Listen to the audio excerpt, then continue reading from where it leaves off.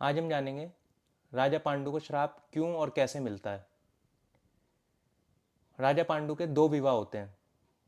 पहला विवाह कुंती के साथ होता है।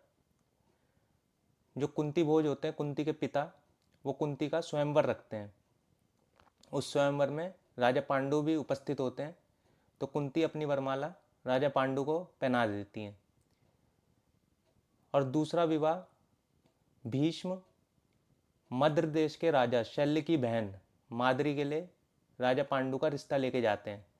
तो जो राजा शल्य होते हैं वो ये रिश्ता प्रसन्नतापूर्वक स्वीकार कर लेते हैं। तो एक दिन क्या होता है, जो ऋषि किंदम होते हैं और उनकी पत्नी, उनकी कोई संतान नहीं होती। तो ऋषि किंदम की पत्नी संतान प्राप्ति की इच्छा ऋषि किंदम से करती है। तो ऋषि किंदम ये मना कर देते हैं कि मैं ये मनुष्य रूप में नहीं करूँगा ये सब। तो वो हिरण का रूप ले लेते हैं दोनों। तो राजा पांडु भी वहीं से गुजर रहे होते हैं। तो राजा पांडु ये हिरण का जोड़ा देख के इन पे तीर चला देते हैं।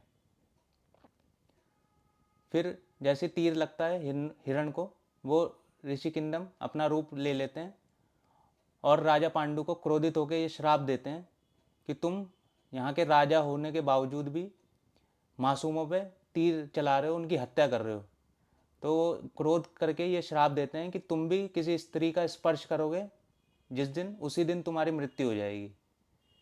तो जैसे ये श्राप राजा पांडु को मिलता है, राजा पांडु हस्तिनापुर जाते हैं और अपनी वनवास की इच्छा प्रकट करते हैं कि अब वो राजपाट सब छोड़ के वन को जाने की अपनी इच्छा रखते हैं।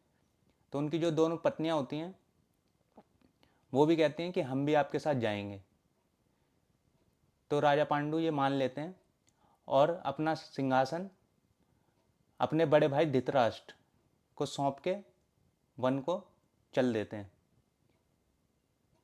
अब एक दिन वन में जाने के बाद, एक दिन वो जब तपस्या कर रहे होते हैं तो एक ऋषि उनके पास से उनको पितृ ऋण की याद दिलाता है कि आपको पितृ ऋण भी चुकाना है, और ये तभी चुकता है जब पुत्र उत्पत्ति होती है।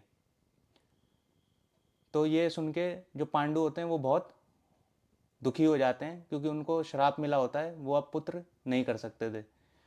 तो ऋषि वहाँ पे ये भविष्यवाणी भी करते हैं कि तुम्हें देव देव के समान पुत्र प्राप्त होंगे।